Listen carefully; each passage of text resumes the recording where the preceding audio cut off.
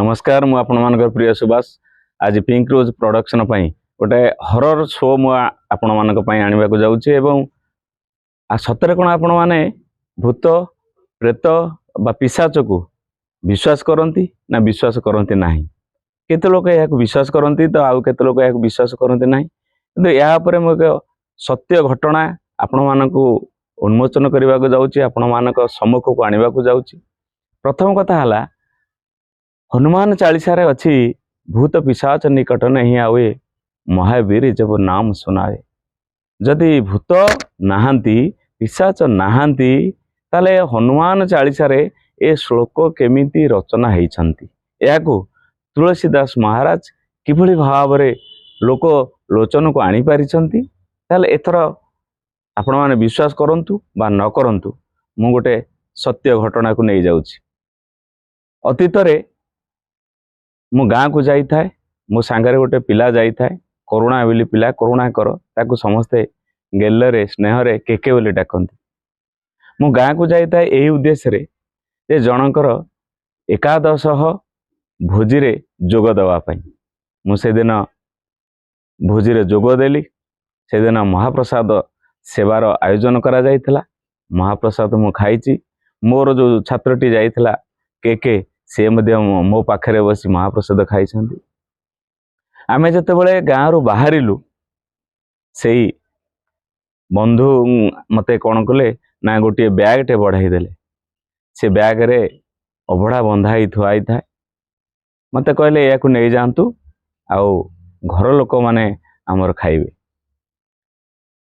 मु मना करवा सत्वे कहीं से राति अधिका हो जाए राति प्राय 12 रु अधिका हो जाए शीत दिन मु मना करवा सत्वे से जबरदस्त आनी मो गाड़ी पछपटे ताकू लटकई देले। मु मोर से छात्र केके को धरी बाहरी आसली गाँ रु आसबार प्राय 4-5 किलोमीटर होइची। सेते बेलकू कहीं जेहेतु शीत दिन कुहुड़ी पड़ुची रास्ता दूर को आउ देखा जाऊ नहीं। गाड़ी मध्य मु जोरे नहीं पारुनी धीरे धीरे जाऊची। रास्तार दुई पार्श्वरे जेतेबेले घंच जंगल भली गछ गुड़ा को आसिला शीत दिन निस्तब्ध राति जेतेबेले पत्रटीए पड़ुथाए ताहार शब्द मध्य कान को आसुथाए। सही समय रे मु कहली केके तू टिके पछकू चाह अभड़ा बैगटा ठीक अच्छी कि नहीं।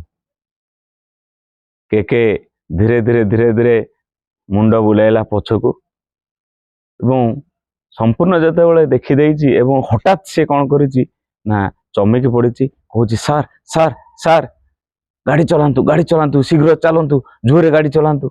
मुझे बुझीपार न था अरे कौन है पचारुची के कौन है ना सर किसी कहतुनि आप जोरे गाड़ी चलांतु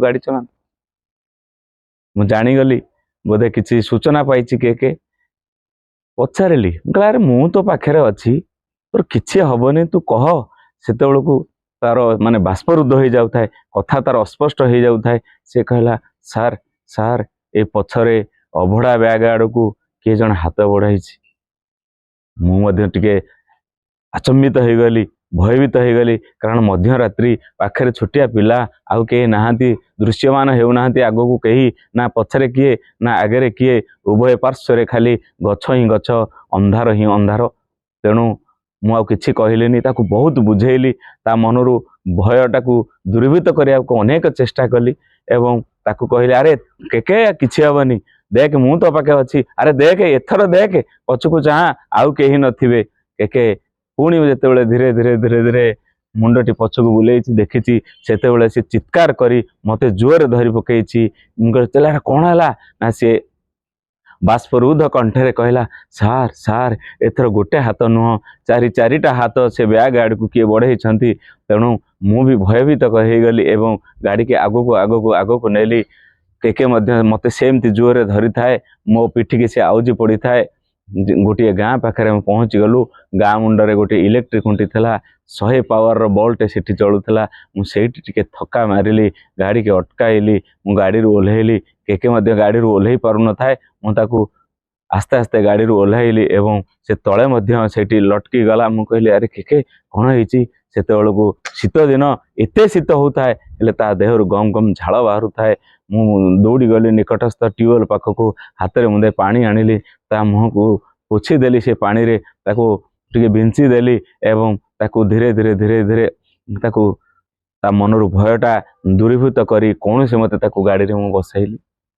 ଗାଡ଼ିରେ ବସାଇଲି, ମୁଁ କହିଲି ତୁ ମୋତେ ଜୋରରେ ଧର। ସେ ଜୋରରେ ଧରିଛି ଏବଂ ତାକୁ ମୁଁ ଧୀରେ ଧୀରେ ଧୀରେ ଧୀରେ ମୁଁ ଆମ ଘରକୁ ନେଇ ଆସିଛି। ଏବଂ ଯେତେବେଳେ ତାକୁ ଗାଡ଼ିରୁ ଓହ୍ଲେଇ ଦେଇଛି ନା, ସେତେବେଳକୁ ସେ କଥା କହିପାରୁନଥାଏ। ତାର ଆଖି ମାନେ ଡୋଳାଟା ଟିକେ ଭିତରକୁ ପଶି ଯାଉଥାଏ। ମୋତେ ମଧ୍ୟ ଭୟ ଲାଗିଲା, ଛୋଟ ପିଲା, ମୁଁ କାହିଁକି ତାକୁ ଏତେ ରାତିରେ ନେଇ ଯାଉଥିଲି। ମୋ ସହିତ ମଧ୍ୟ ଅଭଡ଼ା ବ୍ୟାଗ୍ଟି ଥିଲା। ଏହିସବୁ କଥା ମୁଁ ଭାବି ଭାବି ମାନେ ମନକୁ ମନ କେତେ କ'ଣ ମୁଁ କହିଯାଉଥାଏ। ସେ ଯାହା ହଉ ନା କାହିଁକି ମୁଁ ଆଉ ବିଳମ୍ବ ନ କରି ଏକକୁ ମେଡ଼ିକାଲ ନେଇଯାଇଥିଲି। ମେଡ଼ିକାଲ ସିନା ନେଇଗଲି, ହେଲେ ସେ ମେଡ଼ିକାଲରେ 15 ଦିନ ପର୍ଯ୍ୟନ୍ତ ତାକୁ ଜ୍ୱର ହେଲା, ଜ୍ୱର ଛାଡ଼ିଲା ନାହିଁ। ତାପରେ ମେଡ଼ିକାଲରୁ ସେ ଆସିଛି ଏବଂ ଜଣେ ସନ୍ଥଙ୍କ ପାଖକୁ ଯାଇ ତାକୁ ଟିକେ ଝଡ଼ାଝଡ଼ି କରିଦେଇଛି, ବା ତାକୁ ଗୋଟେ ନିର୍ଭୟର ଗୋଟେ ବାତାବରଣ ତା ହୃଦୟରେ ସୃଷ୍ଟି କରିବା ପାଇଁ ଚେଷ୍ଟା କରିଛି। ତାପରେ ହନୁମାନଙ୍କର ପାଦୁକ ନିଜେ ସିଏ ଖାଇଛି, ତା ଦେହରେ ମଧ୍ୟ ବୋଳା ଯାଇଛି।